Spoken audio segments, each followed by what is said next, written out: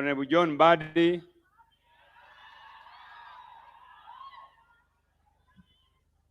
Siaya Senator, Youth Leader, Dr. Oburu Oginga,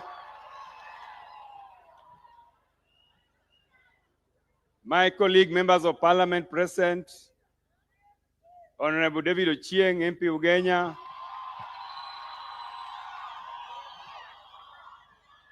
Dr. Gideon Ochanda, MP Bondo, Elisha Kuba, MP Game,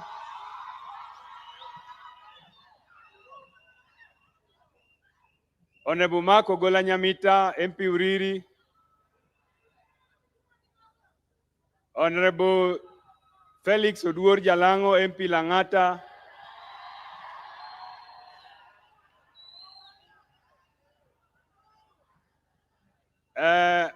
we have my colleague, Member of Parliament for Butere, also Chairman of Public Accounts Committee, National Assembly, Honorable Tindi Mwale, welcome. We have our principal secretaries who are here, led by our very own Dr. Raymond Omolo, PS for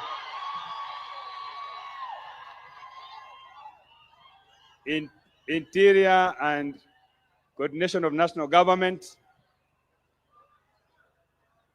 We have our very own Miss Regina Obam, PS for Trade, who is also from here, our county of Siaya. We have Dr. Oluga, the PS for Medical Services, also our own son from here. We have the Member of Parliament for Arieda, Dr. Utiende Amolo, sorry. And Your Excellency, we have many other dignitaries here.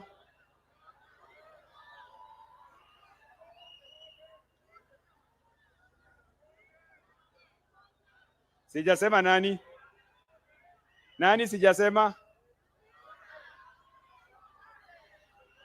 Aya, Your Excellency, the place where we are is called Township Ward, and the Member of County Assembly representing this ward is called James Obiero Otare. James Obiero Otare is here.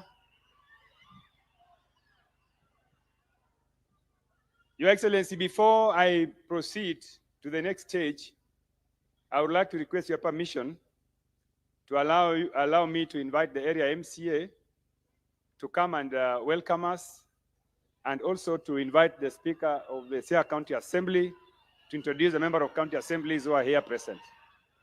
Mheshimiwa, karibu.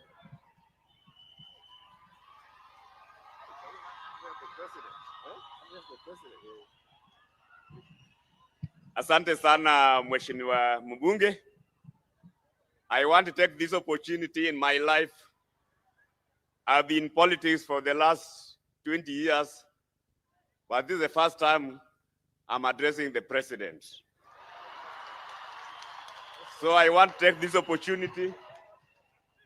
President William Ruto, the governor of Siaya, the Speaker of the County Assembly of Siaya, and all the visitors that has come with the president to invite you to Siaya Township Ward as the area MCA. Okatieko Kisungu nyasaye madiberi jakoru. Wonderful. Now let us invite the Speaker of the Siaya County Assembly.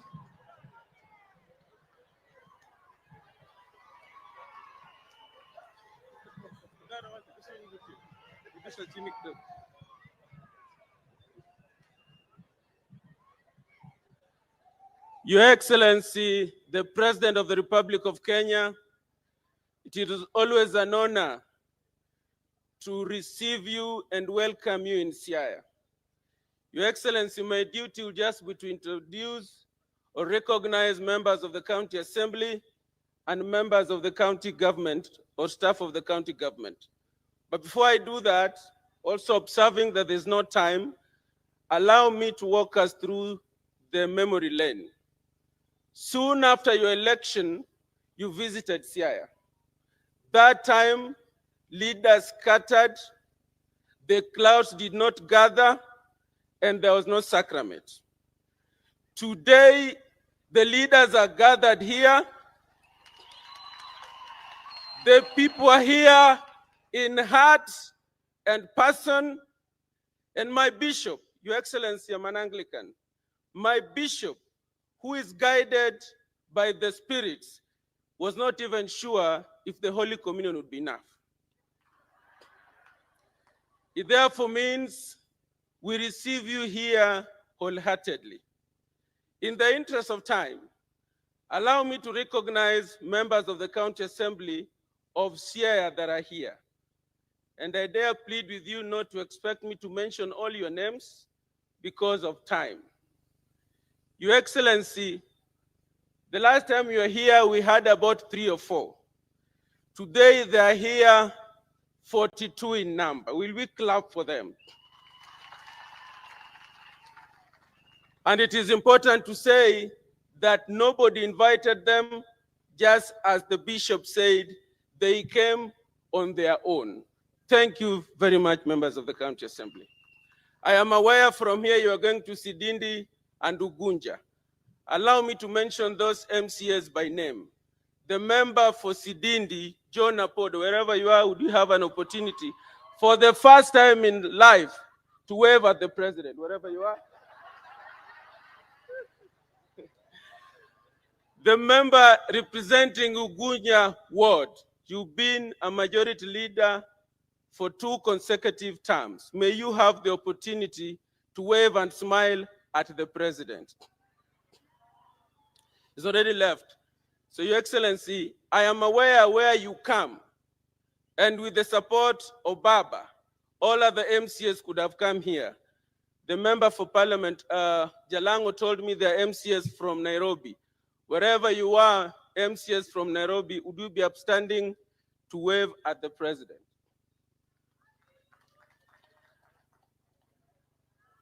Conscience tells me that there could be other members of County Assembly from other regions that are here.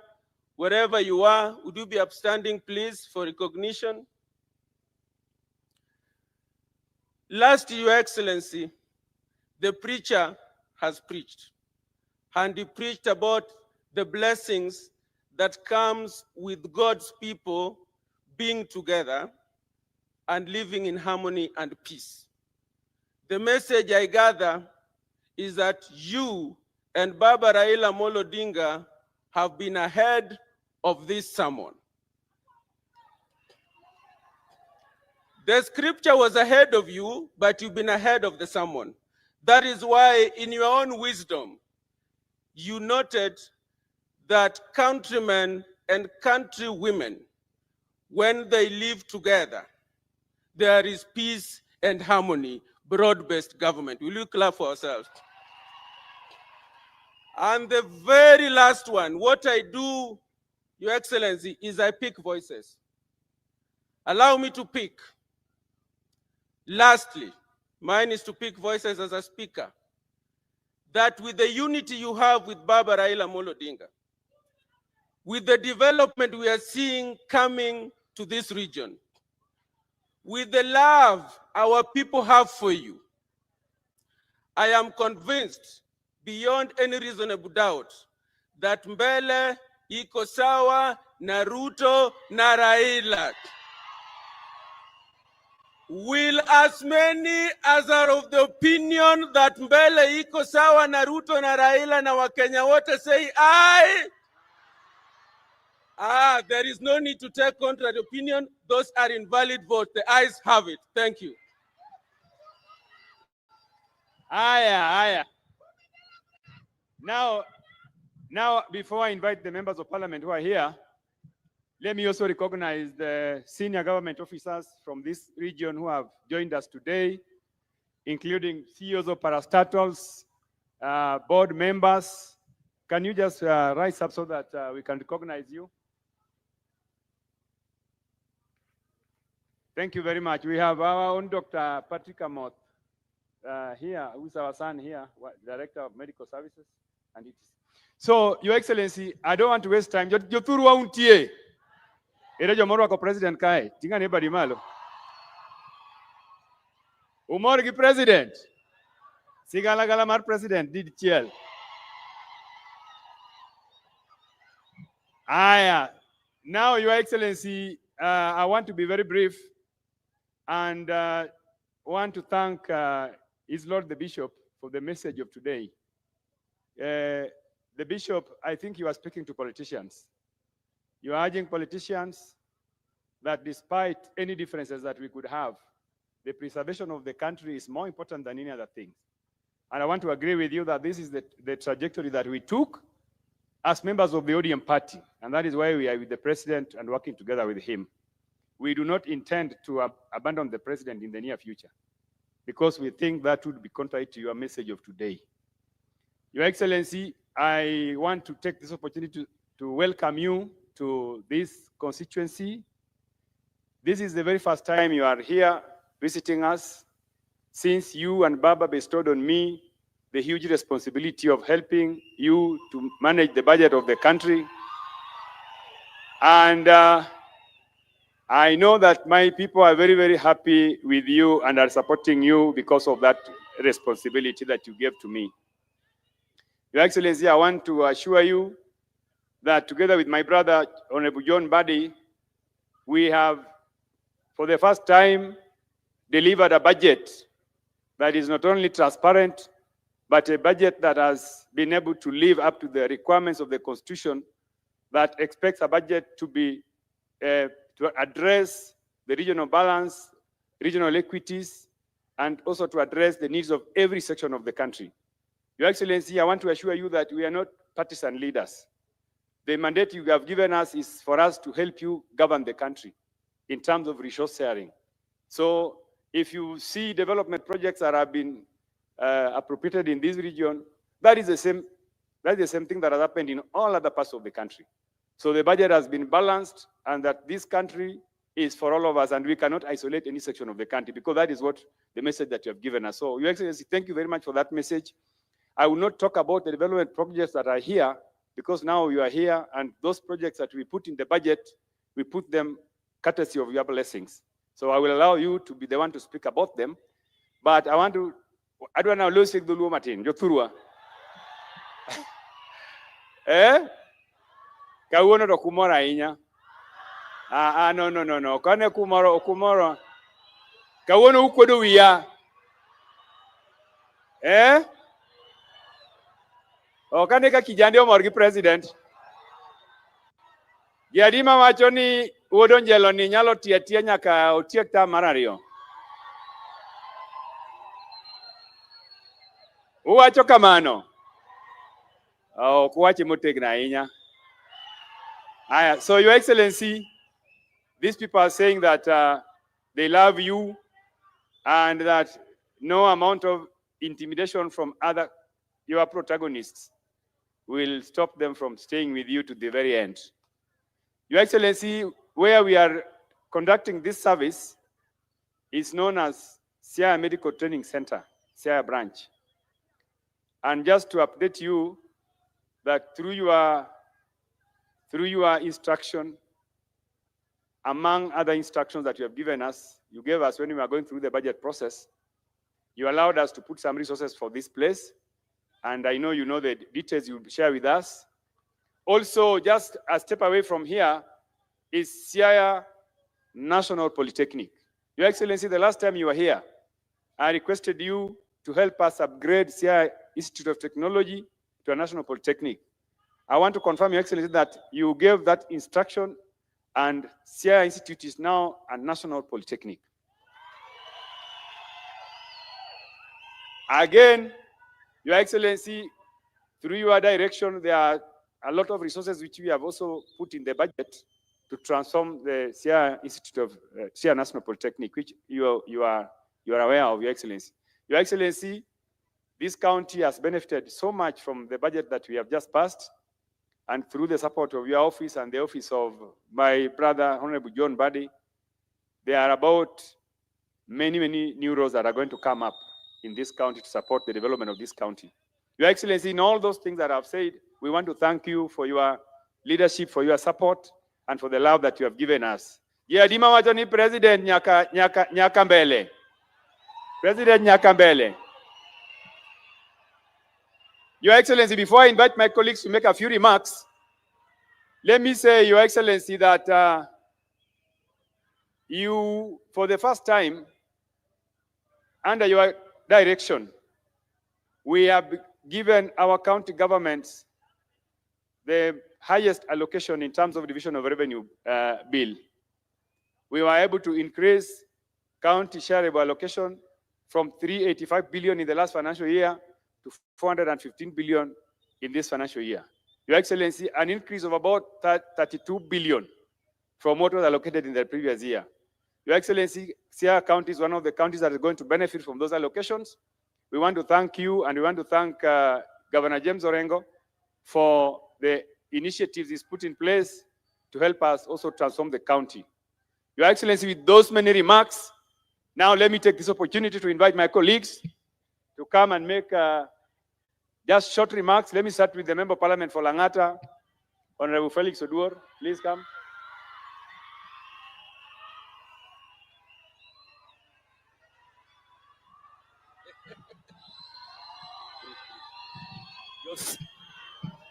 Siaya untie, umor, to the Bishop, Your Excellency, and all the guests.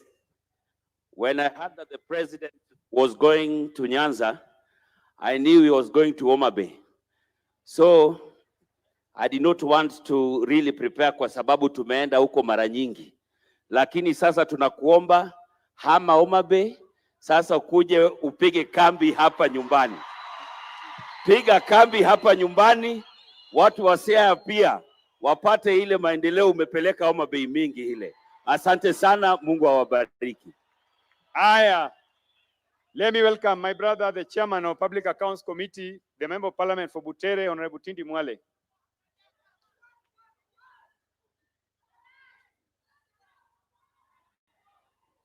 Watu wa Siaya mlembe. Mlembe gandi. Asante sana. Sisi na nyinyi ni kitu kimoja. Mimi naitwa Mheshimiwa Tindi Mwale. Mimi ni mbunge wa Butere na pia mimi ndio chairman ya Public Accounts Committee. Your Excellency, I'm very happy to join you today for the church service. Rais ni rafiki yangu sana, na wakati niliona anakuja hapa, nikasema pia mimi nikuje tusali pamoja. Si nimefanya vizuri? Na watu wa Ingo wako ndani ya broad based government ya Mheshimiwa President William Ruto na Baba Raila Amolo. Nyinyi mko ndani ya broad base ama mko nje ya broad base? Hebu nione wangapi wako ndani ya broad base. Na mimi Mheshimiwa Rais nataka kuhakikishia ya kwamba the message of fighting corruption, mimi kama chairman ya Public Accounts, I support wewe na Baba Raila Amolo Odinga fully on the fight against corruption.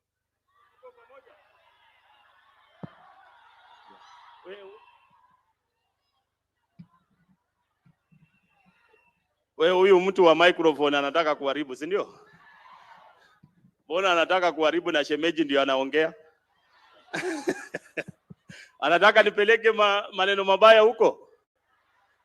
Kwa hivyo nimesema kama chairman ya Public Accounts, we are supporting Baba Raila Amolo Odinga na President Ruto to fight corruption. Sawa sawa? Ile corruption iko kwa serikali, Mheshimiwa Rais, onyesha sisi tutasaidia wewe kufagia, ulete maendeleo hapa Siaya. Si ukweli? Na mimi naunga mkono huyu Atandi ni rafiki yangu sana. Si mtarudisha yeye? Wangapi wanasema Atandi arudi tena tuone na mkono? Wangapi wanasema Ruto arudi tena nione kwa mkono? Asanteni sana. Aya, thank you very much. I want also to recognize the presence of the Secretary General of the Kenya National Union of Teachers, who is with us here, Honorable Mr. Oyu. Mr. Oyu, feel welcome. Now, let me take this chance to invite my colleague, the Member of Parliament for Bondo, Dr. Gideon Ugola Ochanda.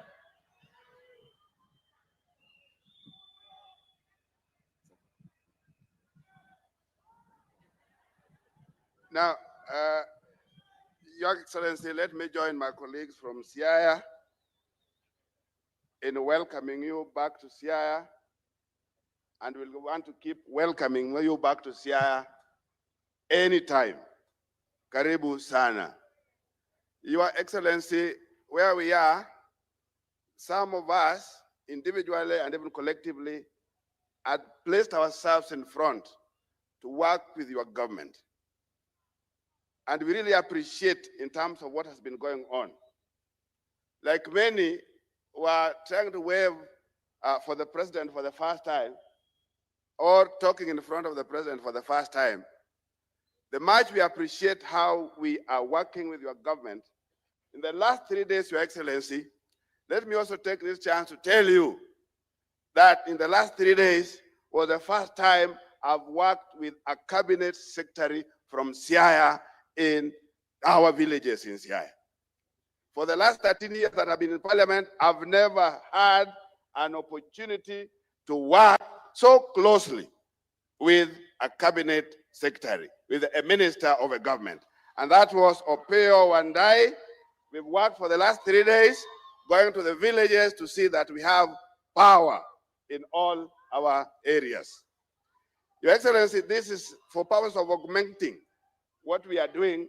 And I want to tell you, Mr. President, that including our community, that history is very clear in terms of who this community can work with. The works that can make this community work with other communities is very clear. History has had it, that there are people that this community can work with. And that is political history. But I can also say that even for purpose of geography, Your Excellency, there are areas, you cannot, what we call jigsaw fitting. You cannot fit America on the Arabian continent, minus going through Africa. But it's very easy to jigsaw fit the Americas on Africa. Similarly, when you take that geography, it's not very easy to jigsaw fit the basin on the eastern escarpment. It's much more easier to fix the basin on the western escarpment. And that's exactly where this community is headed to, our president. That we want to work together in terms of what is practical. And it's just practical that we can easily jigsaw fit with the west of the rift much more easily than the way we've been trying to fix ourselves with the east of the rift. Your Excellency, what will help us cement this relationship that we have with your government is the fulfillment of the little projects, promises here and there. We are disadvantaged. We may not have the coffee. We may not have the sugarcane. And we know you are doing a lot of work in those kind of economies. Our economy here needs quite a bit of fixing. Particularly, we know fisheries will take quite a bit of time, but that's an economy that we really need to put our efforts on. Your Excellency, Bondo, Siaya, towns.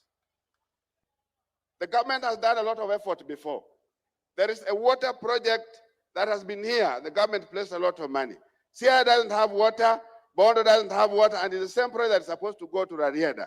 How happy will we be if when you are going to Sidindi, you are going to Ugunya, to launch a water project that started after the other one, the bigger one?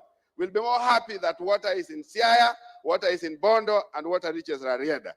And to that extent, Your Excellency, if we can fix these kind of little things that we have, including the irrigation, little small irrigation projects that we have in our communities, plus the Zoya irrigation works, I'll be very happy. So thank you very much, Your Excellency. We'll be joining you constantly to make sure that our things work. Asanteni sana.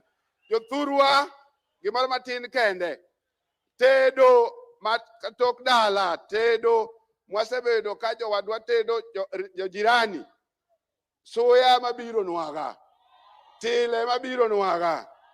Sao chopo. Mwabe korwa dwa mondo watedi wabende jomoko winjie sochwa. Ero uru kamano. Aya. Jothurwa untie. Your Excellency, Dr. Gideon Ochanda has reminded me on something which I just wanted to alert him that there's something we introduced in the last budget called crop diversification. You are urging Kenyans to diversify from the traditional cash crops that they have been investing in for a long time that are almost becoming obsolete in terms of returns. And I want to just mention to Dr. Ochanda that in this budget which we are implementing, Siaya County alone has about 100 million shillings for crop diversification. And your cabinet secretary for cooperative development was here, and he met our county leadership team, including the minister in charge of agriculture in the county. And we want to urge our people, please, we want you to start planting coffee. Coffee is a cash crop that we want all Kenyans to go into because of the potential and returns in terms of foreign exchange. And we want our people also to be able to earn foreign currency here in the grassroots. So, Your Excellency, thank you very much for that program. I want our people, please work with the county government of Siaya so that you can start planting coffee.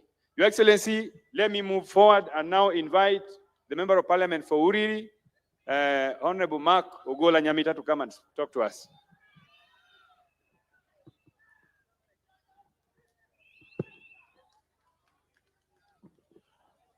Thank you very much, Mheshimiwa Tandi, Your Excellency, the President, Your Lordship, the Bishop. Thank you for your true words of encouragement. Indeed, it is good when brothers stay together. In fact, in another verse, they describe it that how good is it for brothers to be together? It is like that oil going down Aaron's chin. So we are glad to be here. Josiah untie. Josiah untie. Aningena jamigori kawuna bira nuendo. To abiro awinjo kajalango wachoni President osebudho Homa Bay. To wambe nwagwele ni mondo tim dake kiburi matista winjo ka Josiah bedware. To samanu abira winjo ka jo Kisumu bedware. Your Excellency, the people of Siaya are demanding you, just like the people of Migori and Homa Bay and Kisumu. These are really unprecedented times that we didn't foresee ourselves. But I think it is because of the good work that you continue to do for this great nation. Without a doubt, there is not a single constituency in this country where there is no national government project.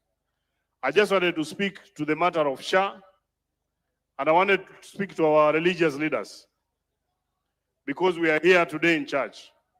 Bishop, many a times when things are not working, the church is at the forefront, speaking out, especially when health matters are there. We want to urge you and all other religious leaders that in the very same way, when things are not working, we hear your voice, just like the political class also speak to some of those issues. Because we want to build this nation together, we also urge you to speak to the things that are actually working. And this issue of SHA, Your Excellency, even by the sheer number of people who have been registered on this particular platform, is a confirmation that it is actually working. There are a few issues, and we have heard in the news in the recent days, a few hospitals have actually been affected, and they've actually been registered. I just want to urge that this is a thing that must work just like education. The hope of a poor man is only in health and in education. So SHA must be made to work. And Your Excellency, I heard recently your cabinet secretary say that maybe there are a few members of parliament who are also running hospitals. If there is a member of parliament, including myself, who is running the hospital and is involved in this crowd, we want to urge you, fieka hao. If there are people in the mainstream government who are also involved in this fraud around SHA, fieka hao rais. If there are religious institutions that are running hospitals that are involved in this particular fraud, fieka hao wote. Because we want that every single Kenyans, just like all of us, have access to medication, they can also get medication. Finally, Your Excellency, still on the matter of health, I now want to urge our county governments, because health is a devolved function.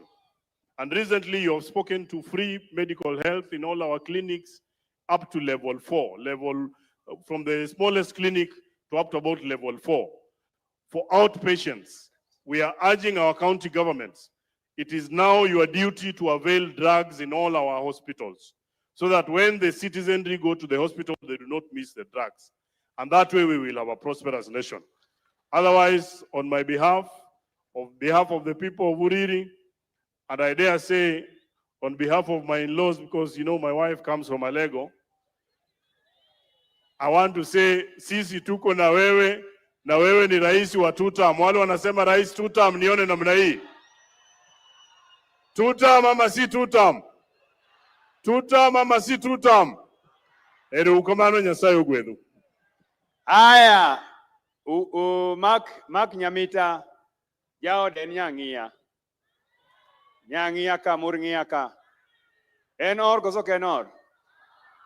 Aya, now let me invite the Member of Parliament for Game, Honorable Elisha Odhiambo Akuba.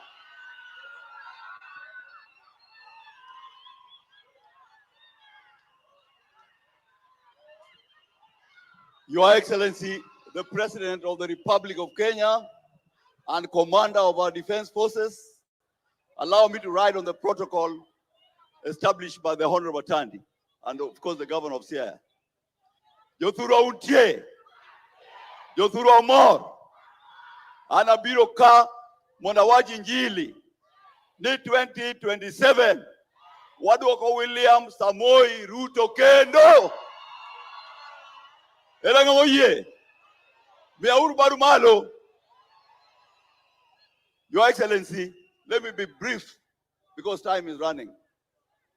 I want to request you, Your Excellency, that in the next month, when my brother Ray is doing recruitment for the police, let's see I get a higher number. Awajo kama niwani kindi ko police, Josia yudia mang'eny moloyo moko. Akwayo kozoka kwayo. Number 2, Your Excellency, by end of next year, there will be skyscraping building in all the towns of Kenya. And Kenyans will start to appreciate how you're impacting in our society in terms of affordable houses. Number 2, Your Excellency, I'm a beneficiary of your hard work. When you took over presidency, I had a loan that I was paying 175,000. Now I'm only paying 135,000. It means the economy is working well. Finally, Your Excellency, us as the people of Siaya, we are feeling your government. My brother, Dr. Raymond Omolo, has a program for the widows. And that program is touching the hearts of women in the country. Number 2, our brother, the CS Wandai, is moving all over to ensure that we have access to electricity in the Republic of Kenya. And finally, Mbadinyang is also doing his bit in Suba. Your Excellency, you have our assurance that come 2027, we'll elect you again so that we can have a progressive society moving forward. And finally, I encourage county government of Siaya, let us remit employees' contribution of SHA, which you have kept for 3 months. The employees are not accessing help because you have not remitted the amount. Thank you. Aya, Jodalawa. I want peace. Aya. Very good. Jothurwa, wakwe uru mos, wachiegni chopo kuma jotelo madongo dwa loso kodwa. Wadwaro ni mondo ubed mos. Mr. Ogea, please, stop that kelele there. Aya. Your Excellency, now let me take this chance to invite the Member of Parliament for Ugenya, Honorable David Ouma Ochieng.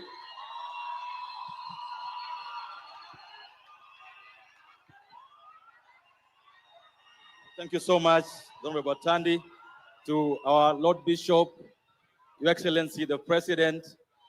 I'm very happy to be here this morning. Excellency, this is your 5th visit to our county. It shows the friendship that you have with us. I want to say this morning, Excellency, that no other president before you has shown us friendship, not just by word, but by deed. Excellency, hapa Siaya, Kisumu, kila mahali panachimbwa. Wanachimba stima, wanachimba barabara, wanachimba manyumba, wanachimba masoko, kwa sababu ya urafiki ambayo uko nayo na sisi watu wa Nyanza. Mungu akubariki sana. Excellency, I like your boldness. There are things you've done in the last 3 years that no first-time president would do.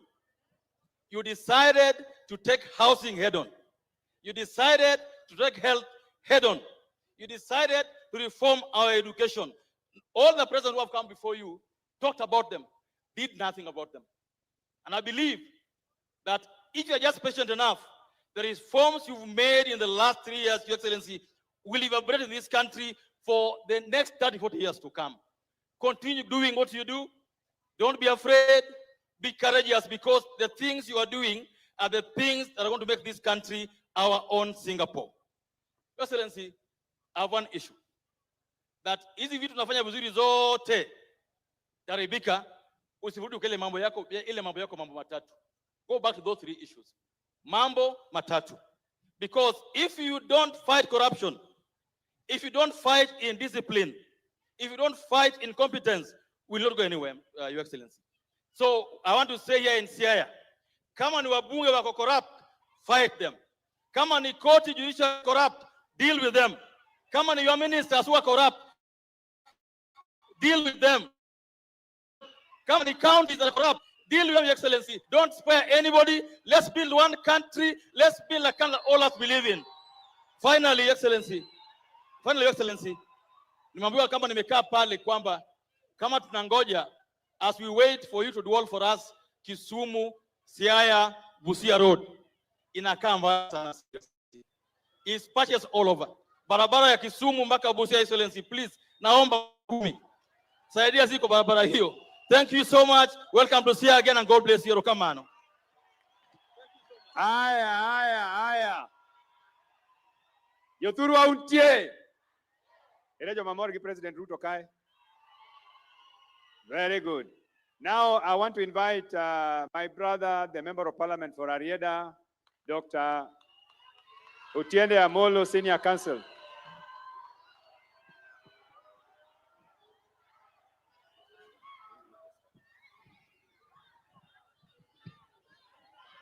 Your Excellency, the President, I only have 2 issues. One is a thank you. The second is an invitation. Mr. President, this is your 5th visit to Siaya. Your first 2, which included you coming to Rarieda, I did not attend because the political clouds did not align. But on your 3rd visit, when you came for the Luo Festival, I was there. On your 4th visit, when you came to Ramba, I was there. On your 5th visit in Siaya, I have come. When you were in Ramba, I made 3 requests, and I want to thank you that all the 3 requests have been done. First of all was the request for low volume tarmacking of Kalandinka Elijah. Working with Waziri Mbadi and Chairman Atandi, it has been tendered. My second request was for affordable housing hostels for KMTC in Masala, Rarieda. 1,250 units, it has been tendered. My third request was for Ramba, a 20 million construction. It is in process. Allow me to thank you. My next request will be for Asembo Bay, and the MCAs here, stand up. Asembo Bay is the gateway to Siaya through the lake. And you know that there's that program for doing the pyre at Asembo Bay. I will be making that request shortly. Secondly is an invitation, and let me start by thanking the Bishop, the Right Reverend John Mark Haungodia. I come from the Diocese of Bondo. My wife is Anglican, but I'm Catholic.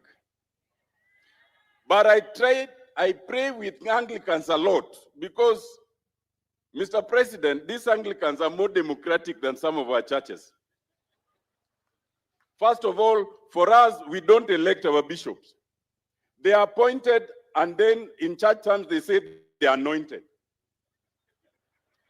But the Anglicans elect their bishop.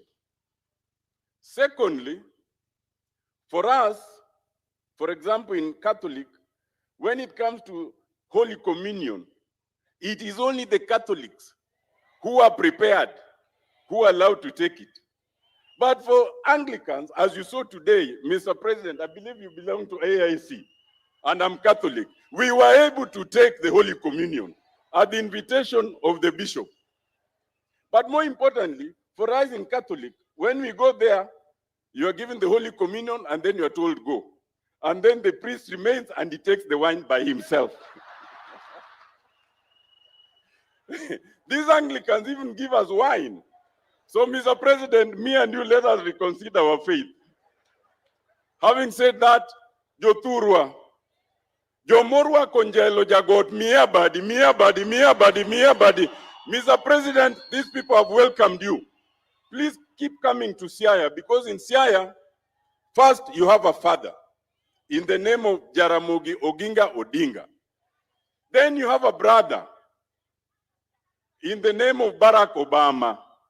Then you have another brother from another mother in the name of Raila Amolo Odinga. So keep coming, Mr. President. Thank you very much. Aya. Jothurwa winjo kaka wajumbe twak maber. Ere joma mor gi wajumbe wa Siaya. Jothurwa an ing'eyo ni sani chiko koyiena mondo akwa president gimoro amora. Nikech an ema aketo budget. To nitie gik mwaketi budget mang'eny ma kawacho kae tibro wach ni atandi kara ng'eto marach. Nyaka wadag ka biye. Biye ing'e ni chami to kako gedo to kinyal ng'eyo kako gedo. Wawinjore. Omiyo an agedo gi rieko. Lakini John Badi gopio wandae gi joma an go tong'i gik madhi mbele. Omiyo adwa ni mondo koro walos matin weche gik mwatimo to watiyo nikech ing'e ni gik mwaketo gi be joma ng'eny ok morgo. Dongu neno ka wuoyi mana kawo kuome chande noketo mang'eny to nogo koko ma wagole ma kawo kare. Dongu neno kamano. Omiyo adwa ni ka waketo gik moko gi John Badi mineno mobet kae ni wuoyi mariek ahinya. Wuod Subani wuoyi malich ahinya. En kaseketo pesa to en ogolo koro pesa tiyo. Omiyo adwa ni mondo ubed mokwe joma uketo mbele i sirikani gin joma otegno. Kendo gin joma ong'e sida man thurwa kae. Omiyo Raila Amolo Odinga noketo mondo wabed kanyo. Raila Amolo Odinga oketi aketa. Ogo ikogno kendo ong'eyo ni ng'ama nyalo timo tich. Omiyo thurwa usirwa koso kusirwa. Joma sirowa joma ni sirikal ane badi ka usirwa motegno. Now, I want to now take this opportunity to invite our elder, our father, the man you are not allowed to contest against. Your Excellency, in this county, nobody is allowed to contest against Dr. Oburu Oginga. Dr. Oburu Oginga will just get elected. You don't need to run against him. The Senator of Siaya. Welcome, Daktari.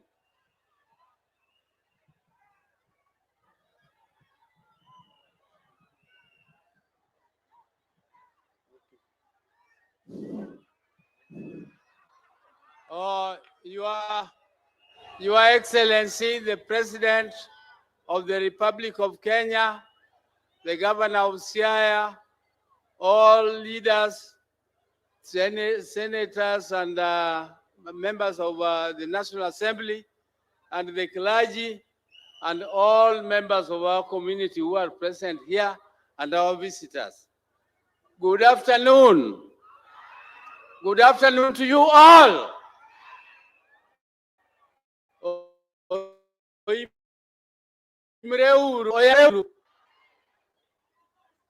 Your Excellency, this is my church. I am an Anglican, and I was born Anglican, and I will be buried Anglican, by Anglican Church. But Your Excellency, I can tell you I was tortured by my church for very many years. They never allowed me to take this Holy Communion, which we have taken with you this afternoon, until last year, when I was 81 years old, simply because my father insisted that there is nowhere in the Bible where it is stated that all the names for baptism must be Anglican, must be English, must be European. And he insisted, and there is nothing there in the Bible. And he even wrote a letter to the Archbishop of Canterbury, and he got a confirmation that I should be baptized using African name. Israela Amolo Odinga. And my late brother Agola was Angire Agola. Last year, my bishop in Bondo allowed me to be confirmed, and even though it was too late because I had already married a second wife.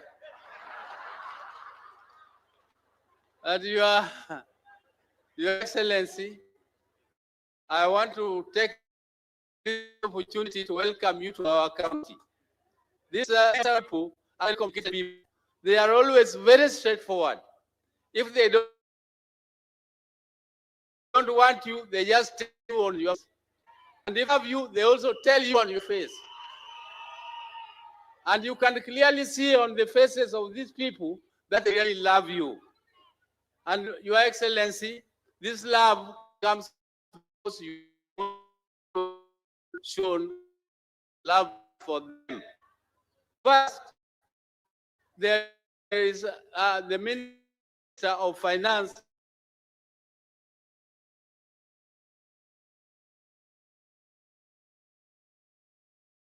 never since we got our independence been held by a Jaluo.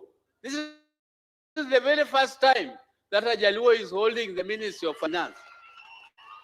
Your Excellency, that clear show of love for our people by giving one of us the Ministry of Finance. You also gave our son here, Opio Wandai, the Ministry of Energy. And Wandai is always is everywhere in Kenya, moving and implementing electricity projects. Opio Wandai, our son here, because electricity is the foundation of development. Anywhere in the world, the reason why Africa is called a dark continent is because it has no electricity. Who will come to invest with you if you have no power? Power is the foundation of development. And Opio is doing it very effectively. Opio, thank you. And thank you, Mr. President, for giving him that docket. Mr. President, we want you to continue. We don't want to engage too much in the future talks about Ruto must go, Ruto must go, Ruto must go. Ruto is going nowhere. Ruto is going nowhere because there are 5 ways you can remove a president. First, either he resigns or he dies. If he doesn't die, he is defeated in an election. And if he is not defeated in an election, then something attacks his brain. He becomes a bit... and none of those things exist with the president. The president is very healthy and is there. If you want to remove him, wait for 2027 and all of us are there. So we are all Kenyans. Let us work together. Let us build bridges and let us see what comes and who comes out. Because me, Mr. President, I'm also a Gen Z. That's why I'm called youth leader. And President, we have seen the fruits of what is coming here. There is this road in Bondo.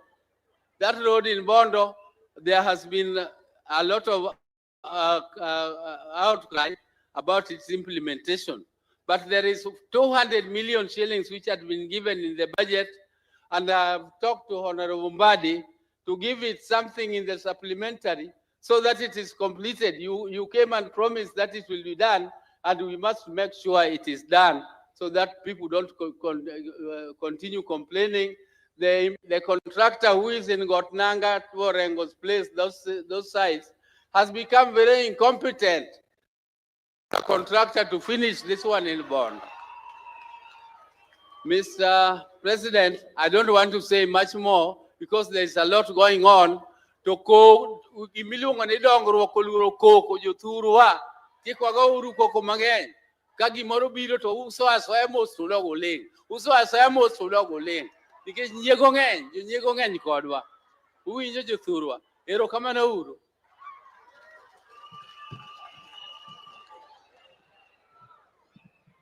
Dr. Uburu is a youth leader or not a youth leader?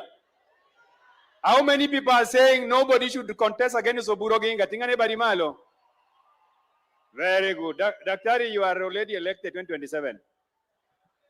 Now, Your Excellency, I want to request you to allow me to introduce your own PS for Interior to come and introduce other government officials who I may not have recognized them. Oh, okay. Thank you for that direction. Your Excellency, as I step down now from here, I just wanted to thank you, Your Excellency, for the many of our people that you are working with in your cabinet and in the executive, including our two CSs, the Minister for Finance and the Minister for Energy. Your Excellency, this team that you are working with among our people are doing a very good job, and they are working with us, they are consulting with us, and we are happy for the support you are giving them. Also, the principal secretaries that are now from our region here, I mentioned the two of them from Siaya, and of course the Interior PS. Your Excellency, we want to thank you for them. But Your Excellency, we also want to urge you that in Siaya, we still do not have so many of our sons in government, in the mainstream executive. We have a few sons from here who are CEOs, maybe one or two. But Your Excellency, I want to urge you that this is the county of Jaramogi Oginga Odinga. This is one of the most important counties in Kenya for the reasons given to you by Otienda Molo.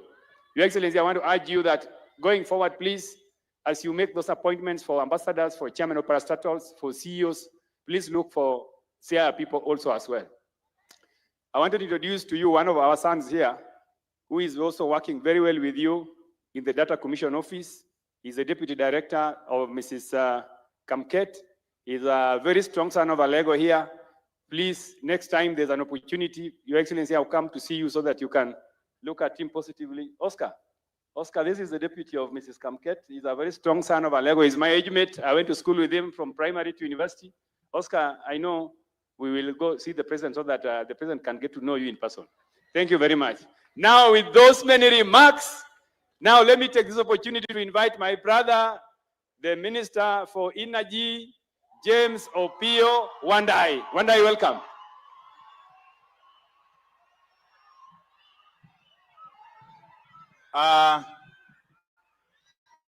The Bishop of the Diocese of Maseno West, the Right Reverend John Mark Gordia, all the clergy, Your Excellency, the President, Dr. William Samoei Ruto, wananchi wa Siaya, hamjambo. Josiaya Dimo wako President kawuono kaendi. Siaya untie. Siaya umor. To Siaya will. I will be very brief. Your Excellency, we are indeed extremely delighted that today you have chosen to join us here in Siaya and pray with us. Your Excellency, secondly, I want to thank you once again for finding it fit and necessary to take affirmative action to integrate these people into mainstream governance of this country. Your Excellency, since you appointed me to be one of your cabinet secretaries, I have found it extremely easy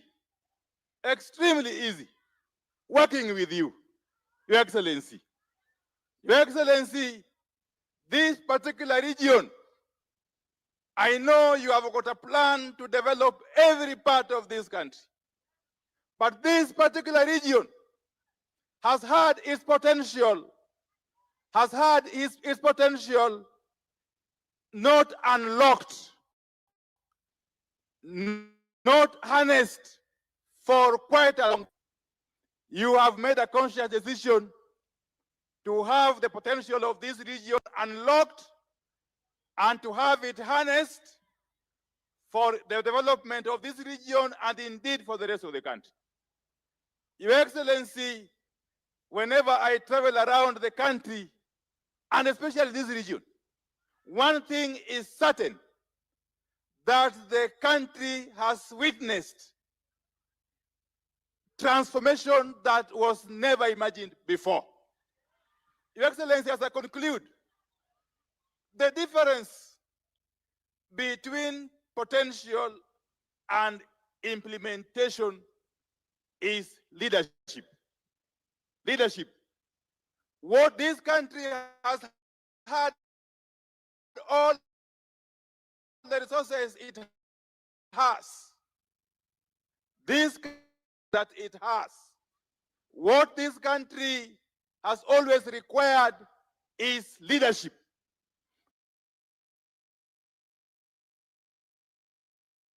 Leadership that is prepared to make hard decisions. You have made some of the hardest possible decisions in this country. And you have taught us, as your cabinet secretaries, that it is better you make a decision which is wrong instead of not making a decision. Better a decision which is wrong than not making a decision at all. And your hard decisions are indeed now bearing fruit.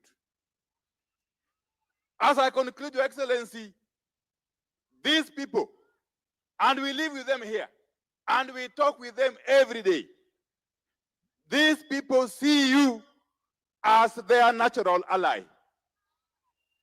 True or not true? Isn't Ruto our natural ally? First and foremost, Your Excellency, you co-founded ODM with Baba.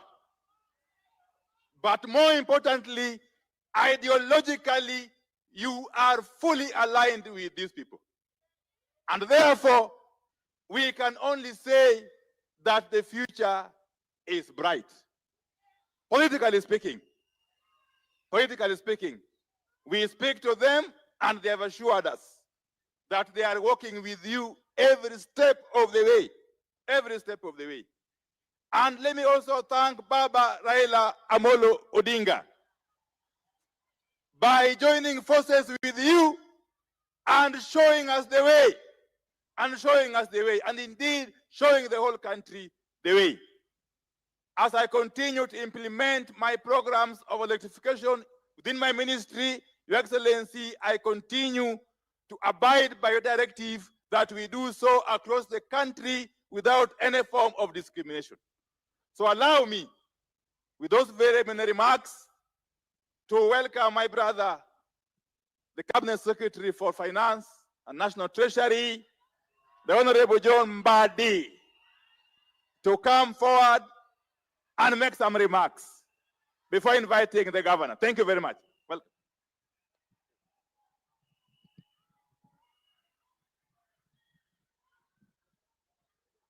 Your Excellency, the President,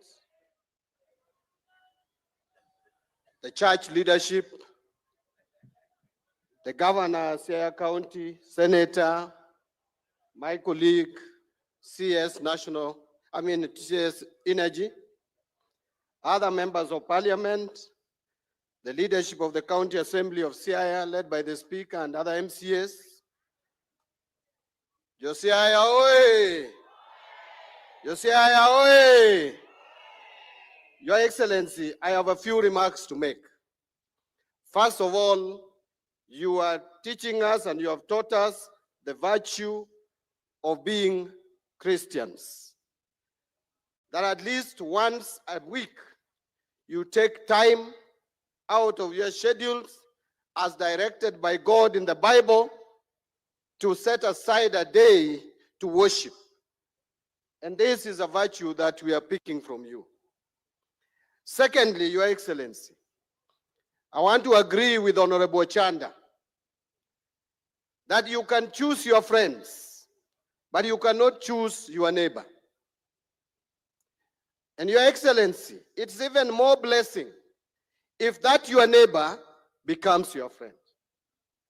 And we are happy that we are not only seeing a neighbor, but we are seeing a neighbor who is a friend of this region.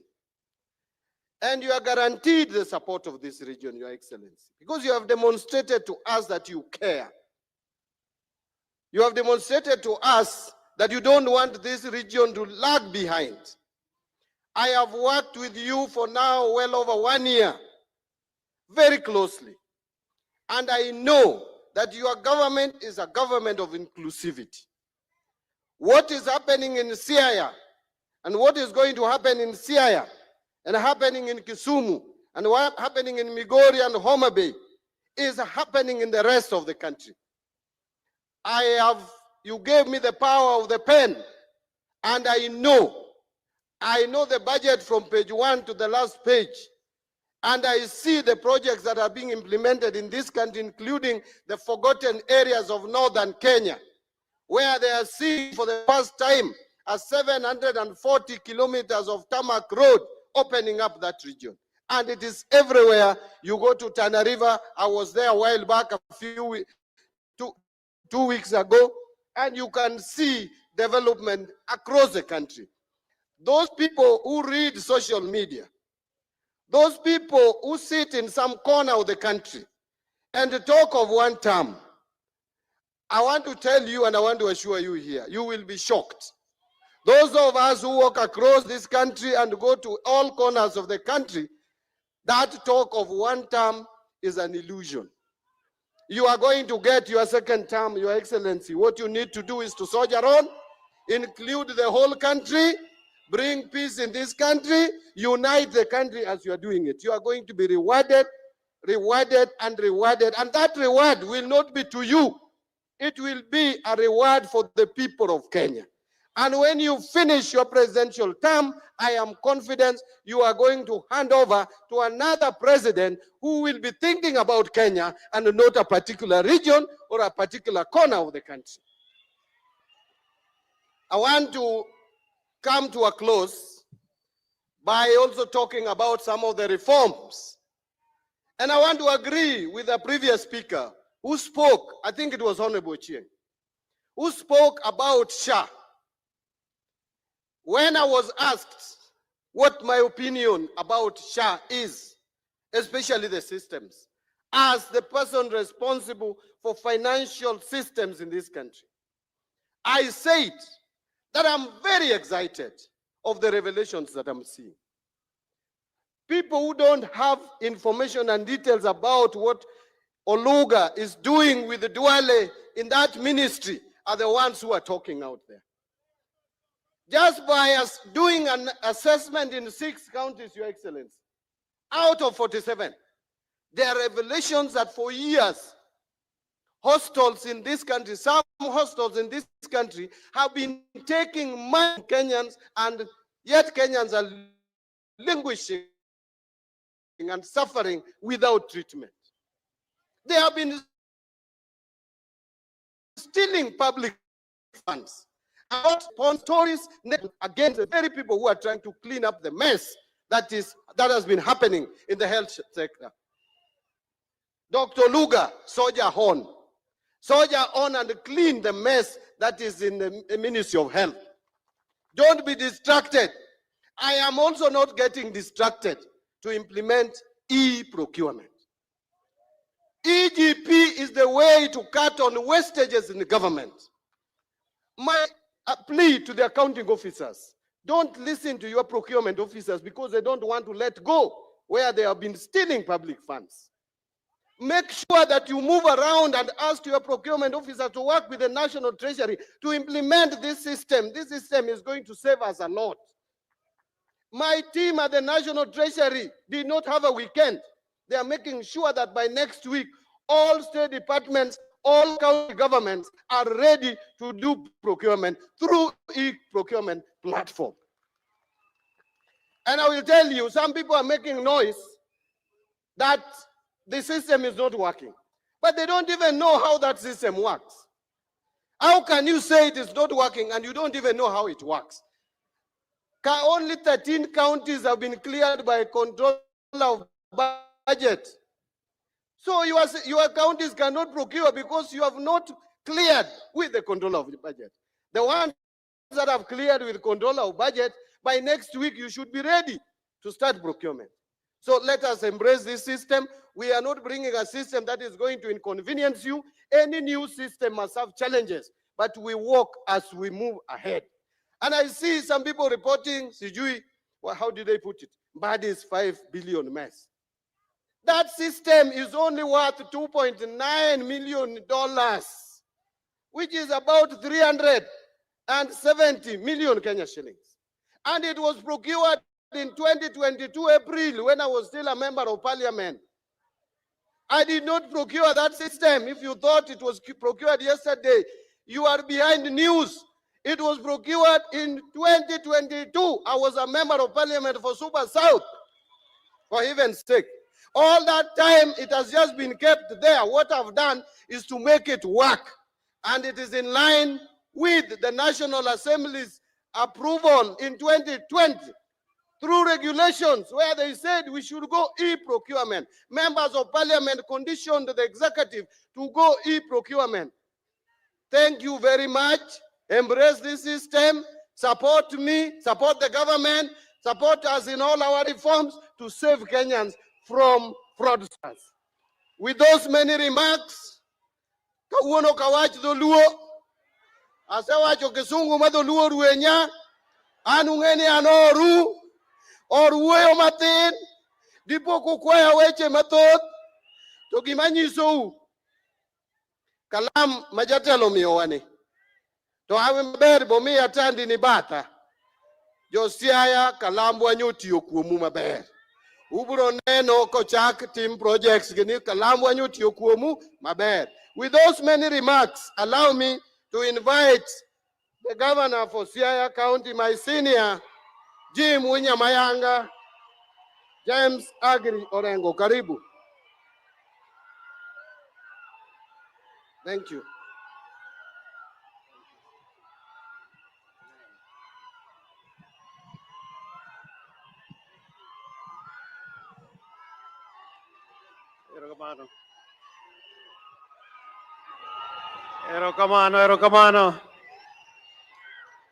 Erokamano.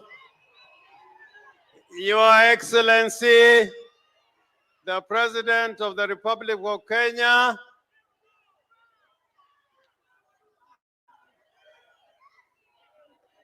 my Lordship, the Bishop of the Anglican Church, and I'm also an Anglican, Cabinet Secretaries, including the intellectual Opiyo Wandayi and John Badi, who I've worked with, all members of parliament who have come in here today. Anadwa wacho matina inyagi dholuo, aitatieke kisongo. Jadi morwako President Ruto kane badu. Nona urukendo jamorwako President Ruto ne. Erokamano. Your Excellency the President, last night and this morning, Right Honorable Raila Amolo Odinga rang me and he asked me to make sure that the people in Siaya receive you well. And I'm glad that those instructions have been carried out. When Baba says right, we go right. When Baba says left, we go. Yadimu yenika Baba wacho right or the right. He also asked me to bring his greetings to the people of Siaya. Yadimu wako mos mara ila molodinga. Your Excellency the President, I want to allay the fears of those who think you don't have Siaya in your heart. Last week, when I was talking with you, and you said you are coming to Siaya, you also confirmed that on the 16th of October this year, you are again coming to Siaya. President Duogo Siaya Katarika Parga Uchel. We are going to have the Siaya International Trade and Investment Conference, and it will be presided by no other person than the President of the Republic of Kenya. And we are very, very, very, very grateful. I want to say to the people of Siaya, particularly when my bishop, your word today of brothers staying together, a people united, a people united will always succeed. And we want Siaya to be united, but we also want Kenya to be united. And I'm glad, Your Excellency the President, you are on the road of putting Kenya together. And this is exemplified by the fact that when you are forming your government, you included the people of Siaya. I know you will include more, but we have a cabinet secretary, we have 2 PSS, and we have directors, and as has been said, if any other opportunity comes, please remember the people of Siaya. But I want to talk about what is coming soon. I don't want to talk about what is coming in the future, in the distant future. I want to talk about what is happening soon. You promised us that you are going to build the stadium, that you are going to finish the stadium. You promised us that you are going to build us a hospital. On the 8th of October, your minister is coming here to break ground for the new Siaya Referral Hospital.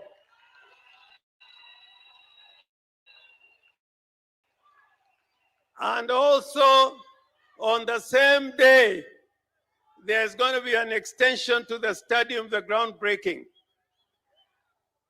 Honorable President, 2 days ago, I signed a letter handing over the land at Usenge. We have handed over the land at Usenge, and Director Captain Ruto of the Ports Authority, whom I'm going to meet on Tuesday, they are ready to start building the port in Usenge. And it's not only Usenge.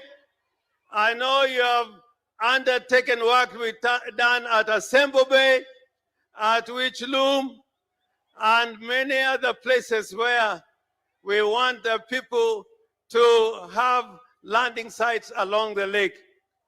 Diadimo yekitich ma President Otio Tignabadu Malo.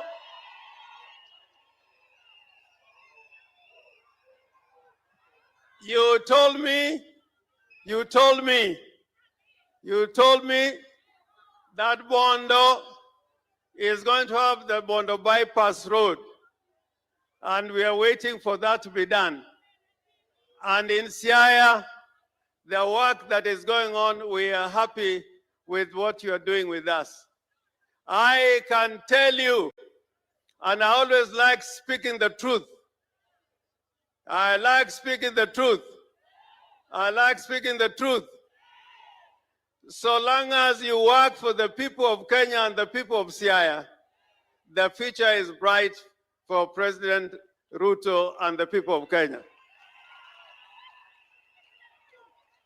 And so far, the work is going on. So far, the work is going on. An kora orengo nyatieng, anta antie, an orengo kidi, an orengo jawawa, ana linga linga, orango dako adu, mon wetena.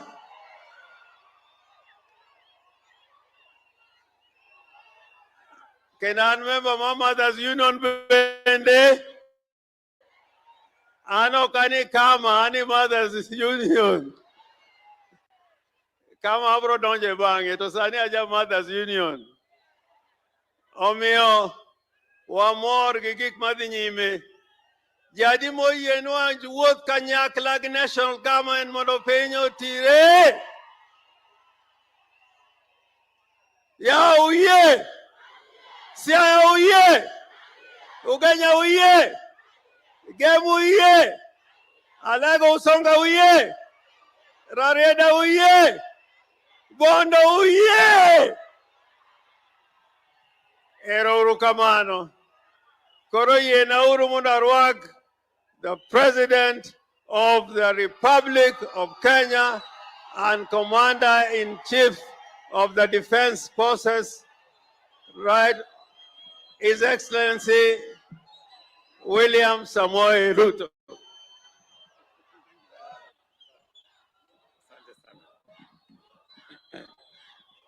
Aya. Asanteni sana. Tafadhali tuketi chini.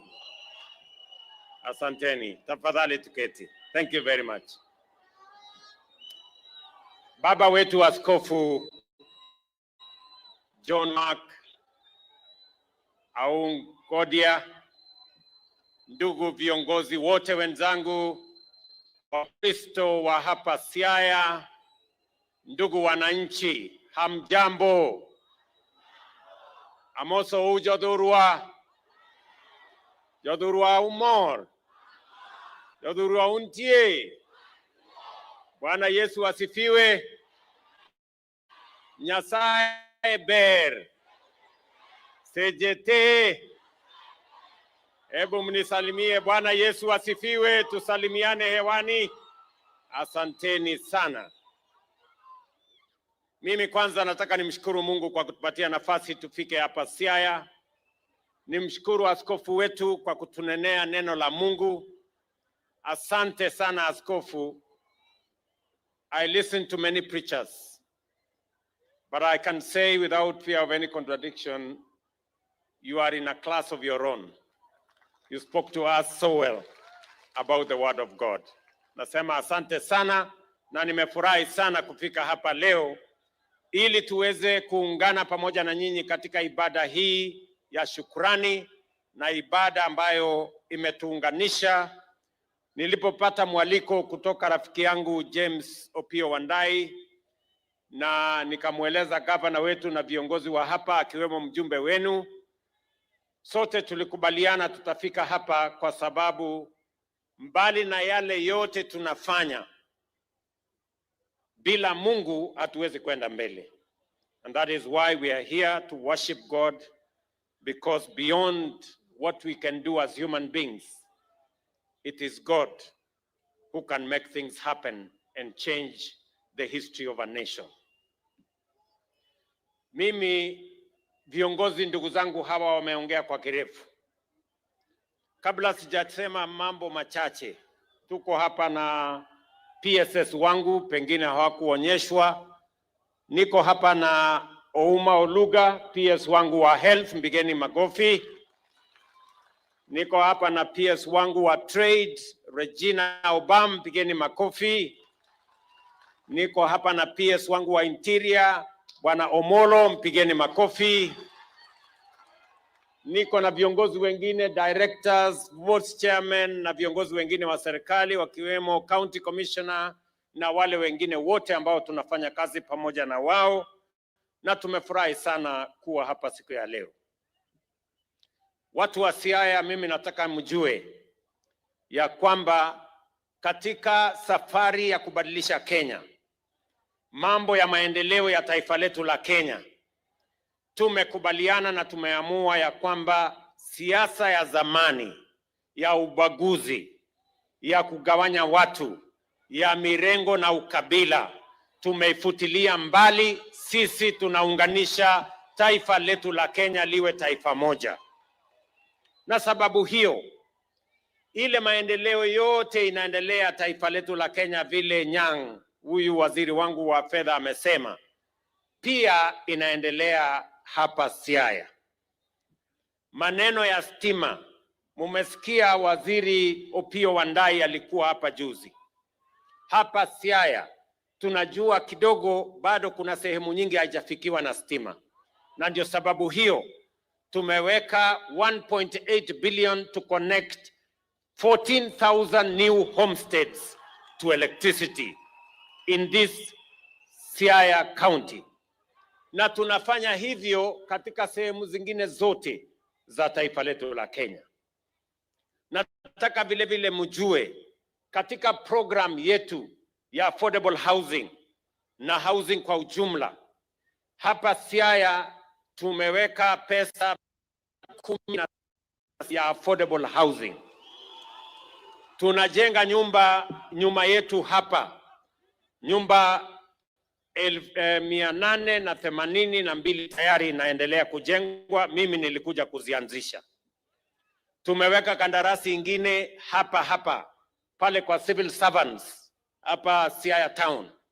Another 1,000 housing units tutaanza kujenga hivi karibuni. Pale Bondo tuko na affordable housing.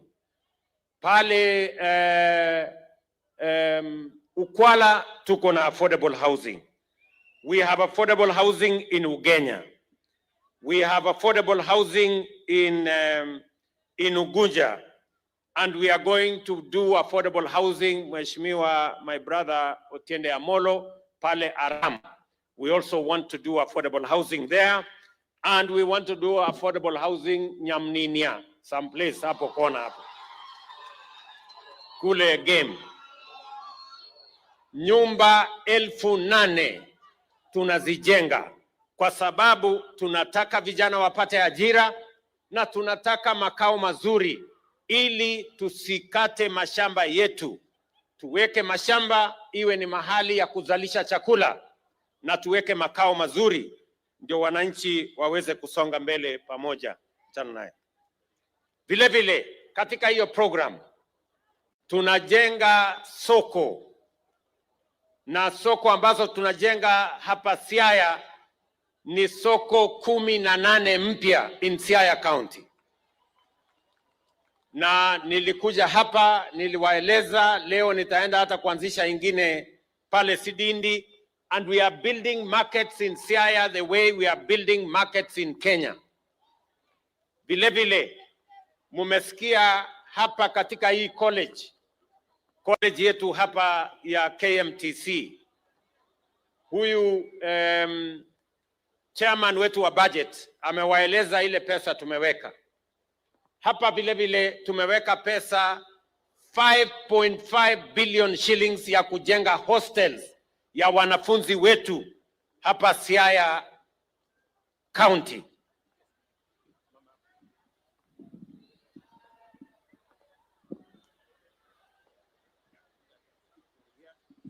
Very good. Haya, naona tumepata baraka ya mvua. So I was saying the following. On matters affordable housing, we are building 8,000 units worth 17 billion shillings. We are building 18 markets at a cost of 1.5 billion shillings. And we are building 11,500 bed hostels in different colleges.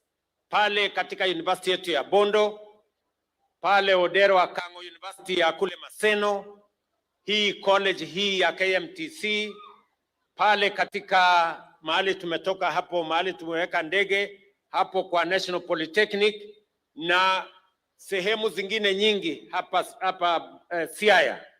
So we are going to construct hostels that will assist the young people of this area in the colleges and in the universities so that they can live in decent conditions.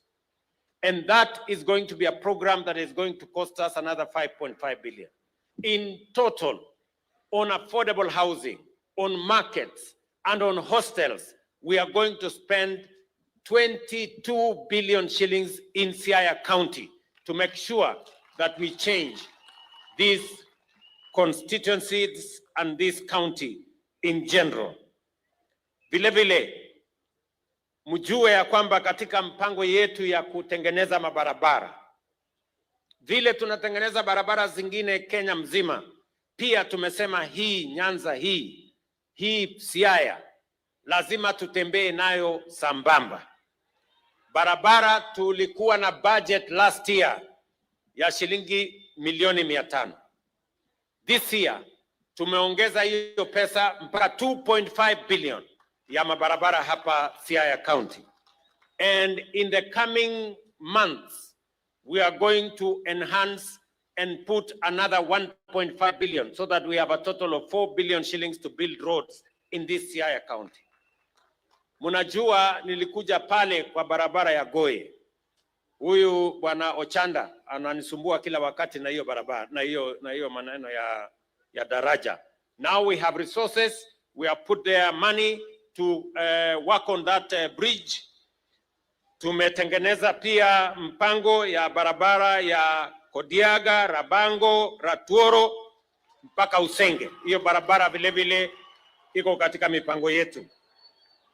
Bondo bypass. Tulikubaliana na viongozi wa hapa ya kwamba tunataka kutengeneza barabara ya Bondo bypass. We now have committed money in the budget to build Bondo bypass, as we also build the road from Jaramogi Oginga University to Uloma all the way, tuhakikisha kwamba that section of this county is also attended to, na tunahakikisha kwamba kuna barabara ya kutosha. Vile vile tumekubaliana barabara ya kutoka Kabao kwenda Bondo kwenda mpaka Siny Oye. Hiyo barabara vile vile tutatengeneza, tuko nayo kwa budget na itaendelea. Barabara ya Tanga, Kibaku, Osiri iko kwa budget yetu. Kalandini, ile Otiende alisema, Kalandini, Luala mpaka ifike Kaelija. Sijui Elija alikuwa nani, lakini mtu wako hapo. Hiyo barabara vile vile tutatengeneza. Wangariot, Asembo Bay vile vile iko katika budget yetu. Sidindi, Sikomere, Masiro iko katika budget yetu, na vile vile Ngia, Kobare, Malele iko katika budget yetu. Na vile niliwaeleza, sitataja barabara yote, lakini I want to assure you that in the next 1 year you will see the difference that we are making in road construction, not just in Siaya but in the whole country, because we have put together resources close to 300 billion Kenya shillings to build roads in the Republic of Kenya, because we want to make a difference and because we want to move people, we want to move goods, we want to move services so that we can grow our economy, we can eliminate hunger, we can eliminate poverty, and we can contribute to the growth of our economy as we build our nation as Kenyans. Vile vile, kwa sababu nimefika hapa leo, mimi nataka niwaeleze vile vile James Orengo, tulikutana na yeye na watu wa Siaya walikuja wakanitembelea na tulikubaliana na wao mambo kadhaa. One of them is stadium hapa kwenu Siaya. Hiyo stadium ilijengwa, na mimi nataka nishukuru Rasanga, alifanya sehemu kidogo, Orengo akakuja akafanya sehemu hapo. Sasa ile imebaki ni sehemu mimi nitashughulikia. Tayari nimetumana hapa. Orengo alisema contractor atakuja tarehe 8 Oktoba. Sio hivyo. wacha nisahihishe, tarehe 8 Septemba ndio contractor anakuja. In the next 8 days contractor atakuwa hapa, na nimeamurisha huyo contractor, mimi nataka hiyo kazi ya both the facility ya stadium, tumewapatia milioni 550 ya stadium to make the stadium modern. Mimi nasikia mnasema sana kuhusu Homa Bay. Hii stadium yenu pengine itashinda ile ya Homa Bay, so mosmos tulizeni boli. Sawa sawa. Vile vile tumetoa pesa milioni 500 ya kuwajengea hospitali pale pia katika hapo Siaya. So the contractor is going to do both the stadium and we are also going to do the hospital, because tunataka kuhakikisha kwamba hiyo hospitali inapata nafasi ya kutibu watu wa hapa Siaya in a way that reflects the needs of the people of this county. Vile vile mimi nataka niwashukuru watu wa Siaya. Katika program yetu ya matibabu, nyinyi mnajua ya kwamba tumekubaliana afya for a very long time. Health has been a privilege for those who cannot afford and those who have the means. But the Constitution tells us that health is a right of every Kenyan, irrespective of their financial capacity or status. Na sababu hiyo ndio tumebadilisha mambo ya afya. Tukasema tunataka kusajili kila Mkenya. Tunataka kila Mkenya apate matibabu, aende hospitali, atibiwe na aende nyumbani bila ya kuulizwa pesa yeyote, because we now have a plan on how to deliver health in the Republic of Kenya.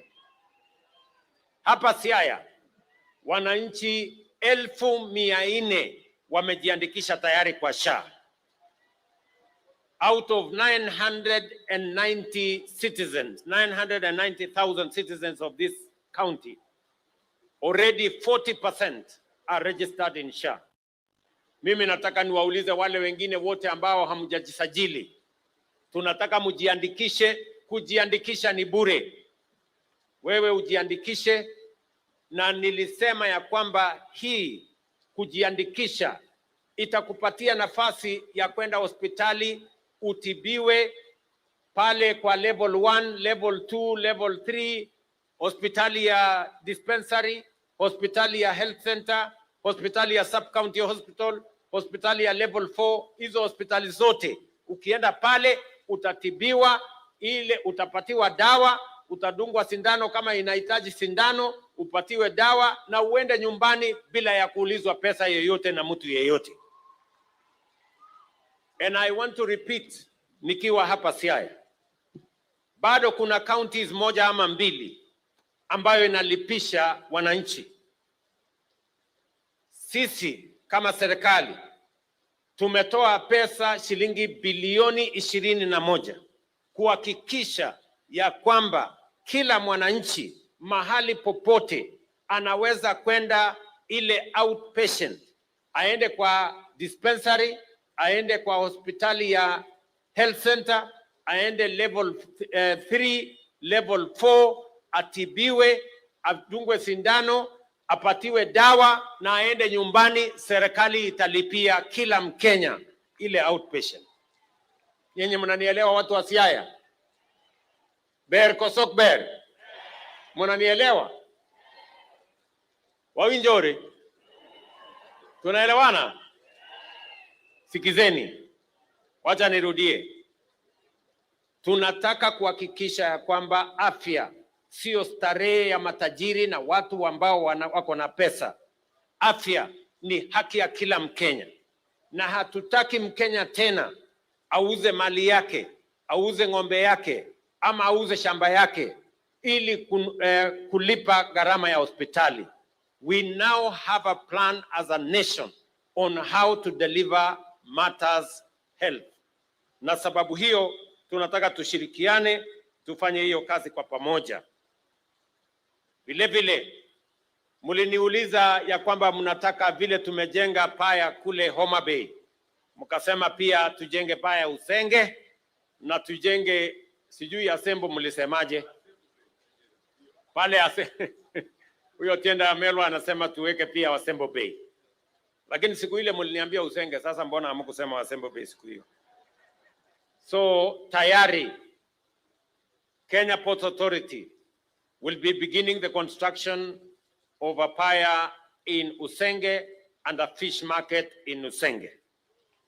Na nitawaeleza sasa wakuje pia wafanye feasibility study ya kujenga another pier pale Asembo Bay, vile mbunge wenu Mheshimiwa Otiende amependekeza.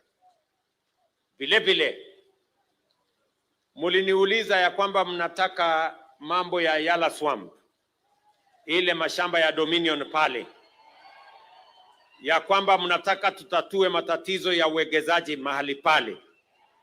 Tayari nimeita wale ambao wanahusika, and I want to promise you we are going to get a way forward, because at the moment the work in that corner is suboptimal. Kazi ambayo inaendelea pale ni kidogo sana. Hiyo mahali ni mahali ambapo tunaweza kuzalisha mambo mengi, na sababu hiyo county government ya Siaya na serikali ya kitaifa tutaketi chini na wawekezaji so that we can make sure that we revive and we bring new investment into that region and into that Yala Swamp so that we can take it forward into the future. Watu wa Siaya, mimi nimefurahi sana kufika hapa. Yale mambo yote nimewaeleza ni kwa sababu tunataka tushirikiane na tutembee kwa pamoja. Lakini hiyo kazi yote haiwezi kufanyika kama hatutafuata yale askofu wetu alituambia. Askofu ametueleza ya kwamba Biblia Zaburi 133 inasema how good and how pleasant it is when brethren work together in unity. Na ndio sababu mimi na Mheshimiwa Raila Amolo Odinga tulikubaliana ya kwamba tuunganishe taifa letu la Kenya.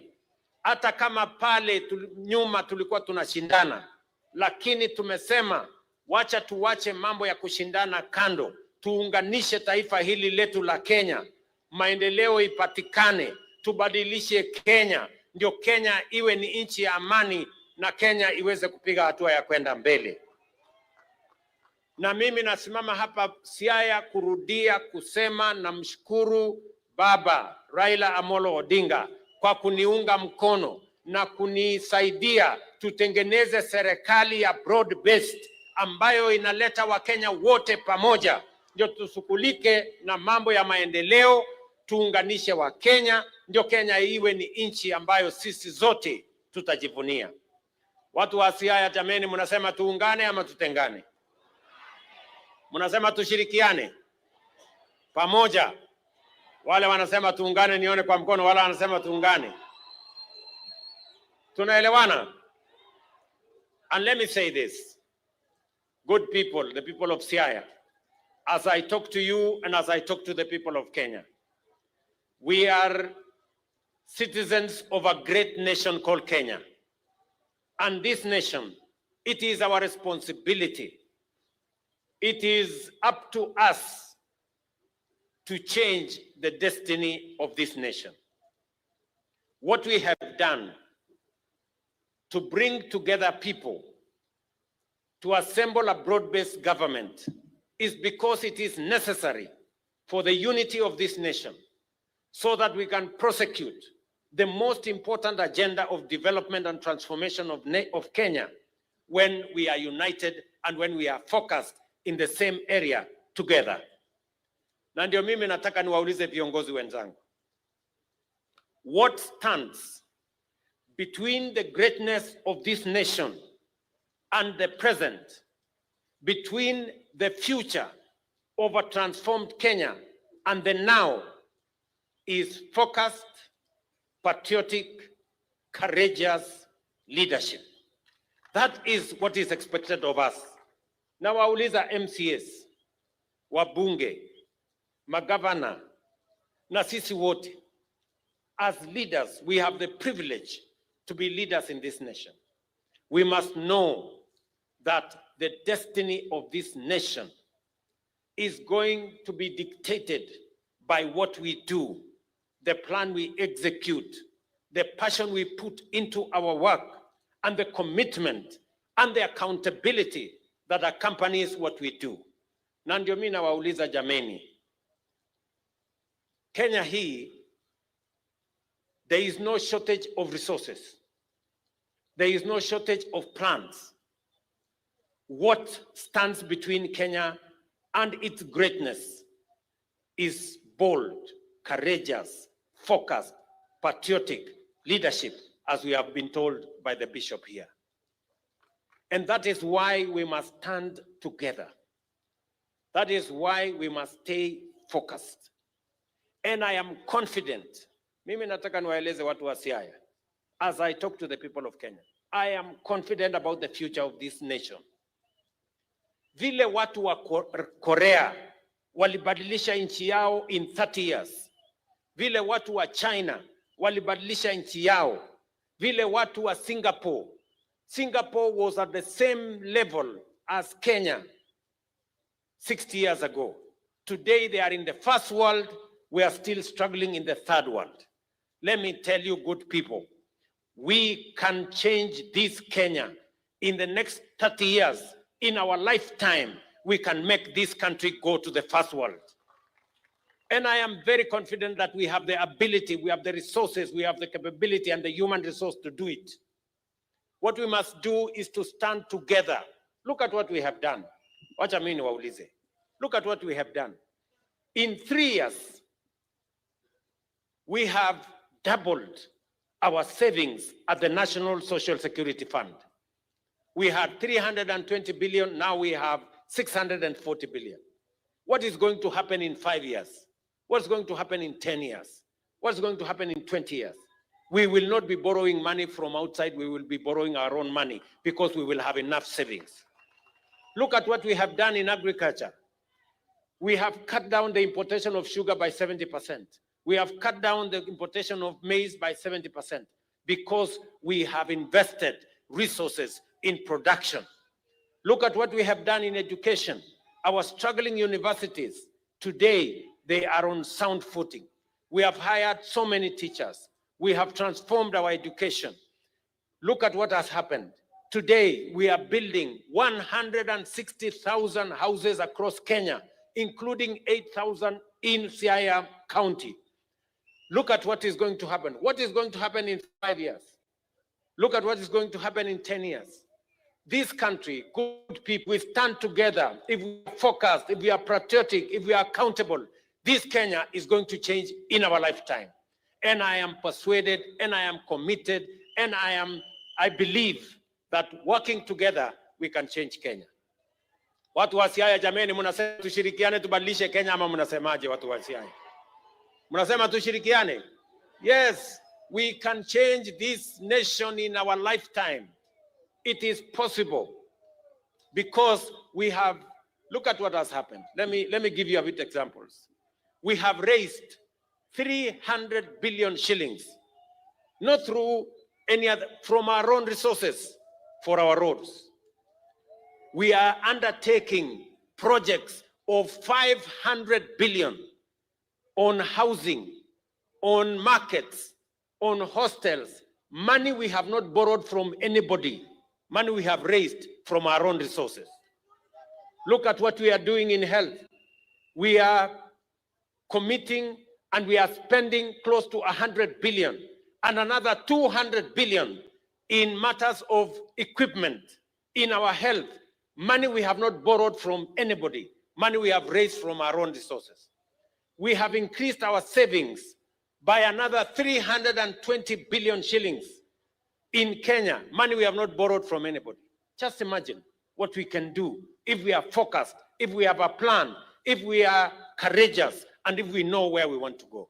I want to implore on leaders, nyinyi ndugu zangu MCAs, my friends, members of parliament, my brothers and sisters, the governors, I want to ask you, let us work together.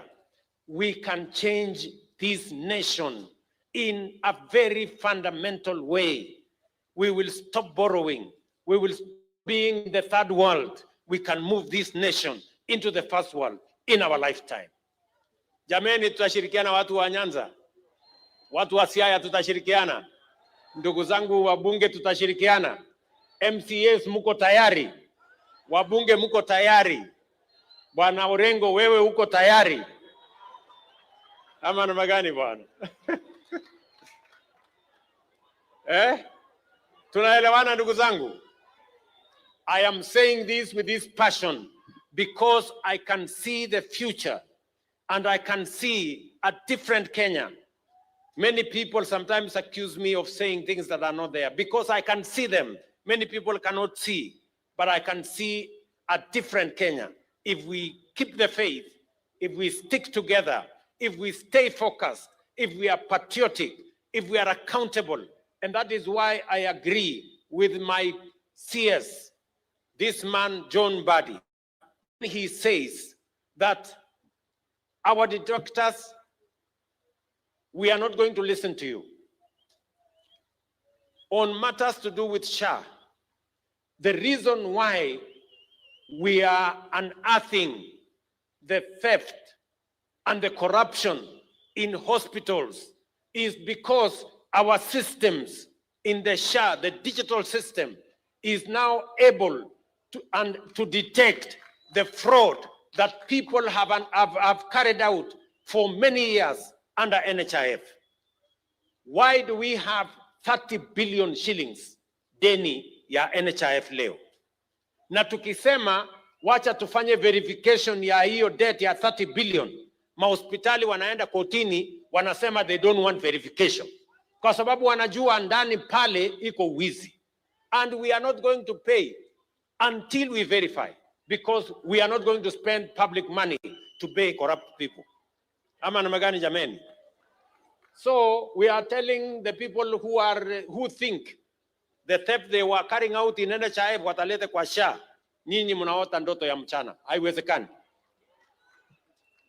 Hospitali yeyote, hospitali ya serikali, hospitali ya kibinafsi, hospitali ya kanisa, kama wameiba pesa ya NHIF, watalipa hiyo pesa.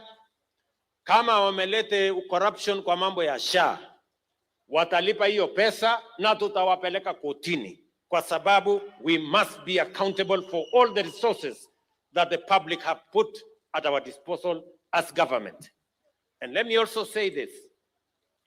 Maneno ya e-procurement, kuna watu wengi wamezoea kandarasi ya ukora. Kitu ya shilingi 2 tunanunua shilingi 10 kama serikali, kwa sababu ya procurement ya ukora hapo, ya quotation na nini na nini. Tumesema tunaweka e-procurement. Wacha ijulikane imenunuliwa pesa ngapi na imeuziwa serikali na nani. Na mbona mtu wa shilingi 2 hakupata hiyo kandarasi, mtu wa shilingi 10 alipata. That is what we want to do. Mimi najua kuna resistance.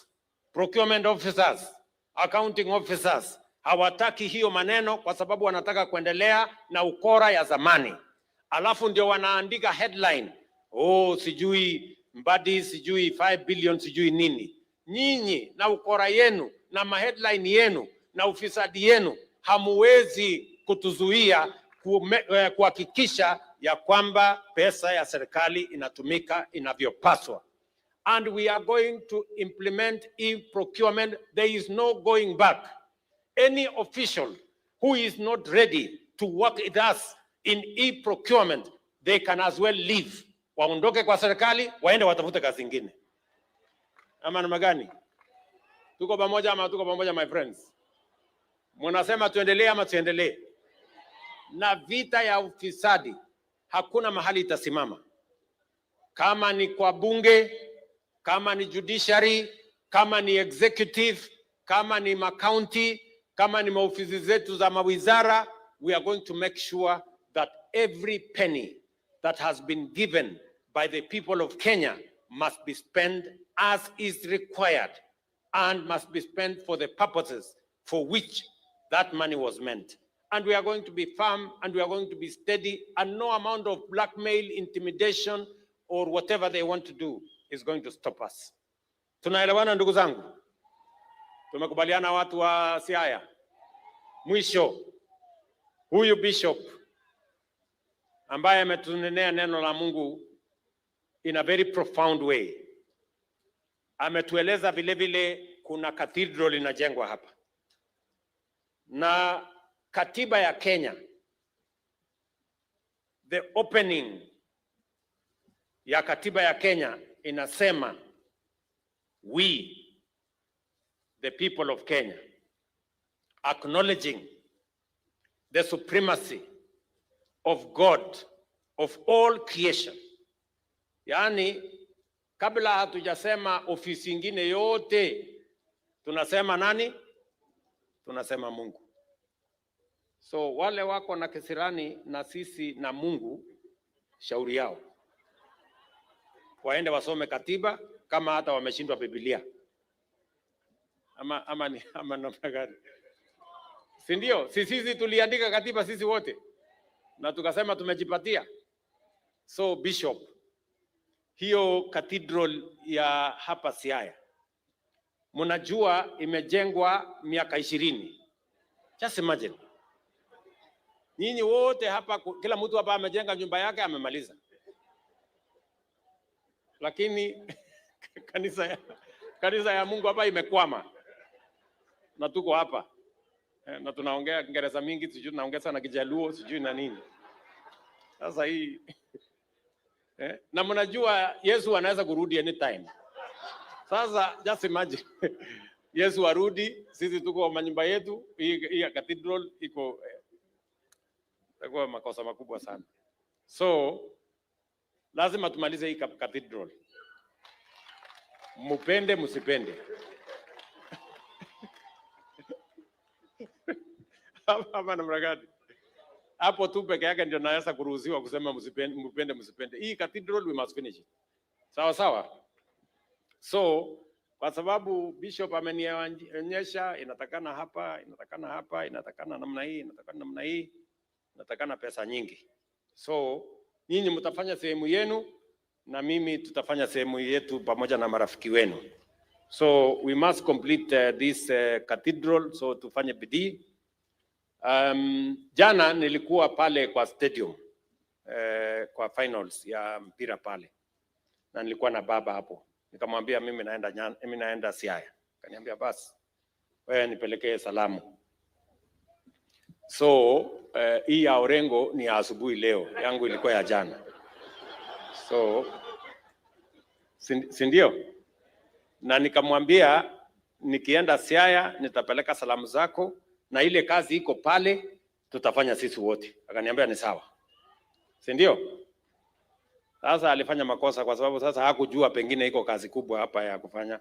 Sasa ndio hii kazi imefika. Na lazima kwa sababu niko na ruhusa yake tufanye, si ndio lazima tufanye.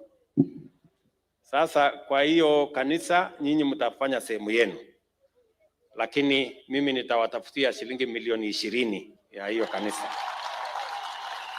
Na kwa sababu baba alinituma na nasikia yeye ni Muanglikana.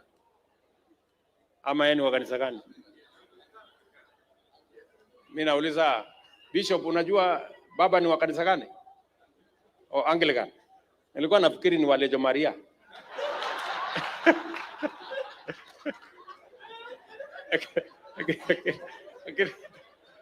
Umesema ni wa Anglican.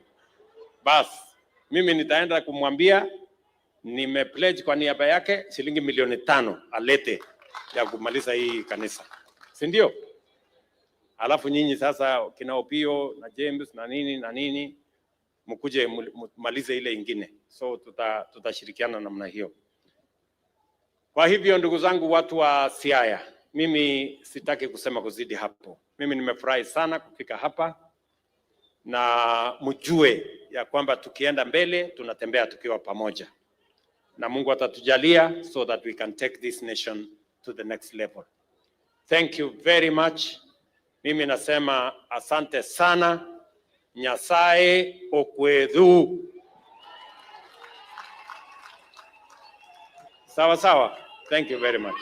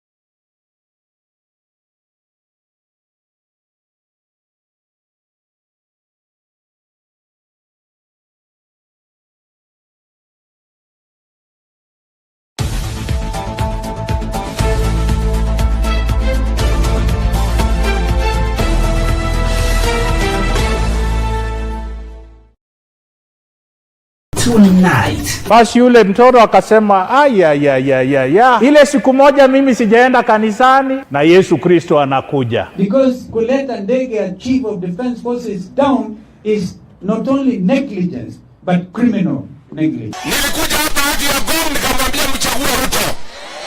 Na mimi naomba msamaha. Na mchezo huu rais, ni mchezo ambao utakusaidia wewe rais wa Jamhuri ya Kenya. Ni mchezo ambao unakufundisha jinsi bila kufanya kazi. Your Excellency, what helped that case was there was a policeman who recorded his statement in English. Sasa huyu ndiye nilipiga kofi. Juzi ndio amenipigia simu akaniambia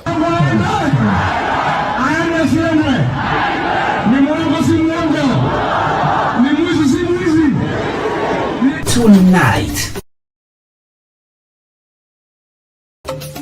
At Sound Candid Talk, we help your event, trainings, shows, and so more to the world through internet broadcasting in UHD. We provide from one to several camera setups and integrate graphics to live in your live streams. For more information, contact us through +2547 18454585 or email at soundcandidtalk. At Sound Candid Talk, we provide live UHD broadcasting for church services, talk shows and podcasts, weddings, live bands, products and services launches, webinars and trainings, Zoom meetings, conferences, seminars, exhibitions, and virtual concerts.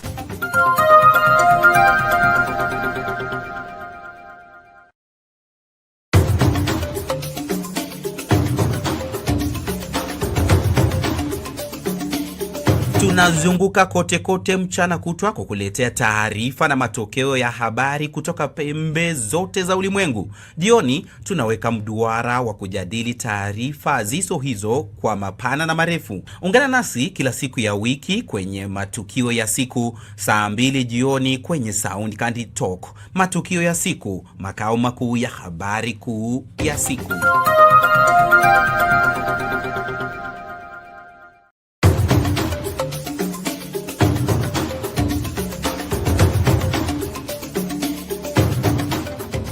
Sound Candid Talk is timely, accurate, professional, and affordable. You have a complaint or compliment, any question concerning our broadcasting, contact us soundcandidtalk@gmail.com.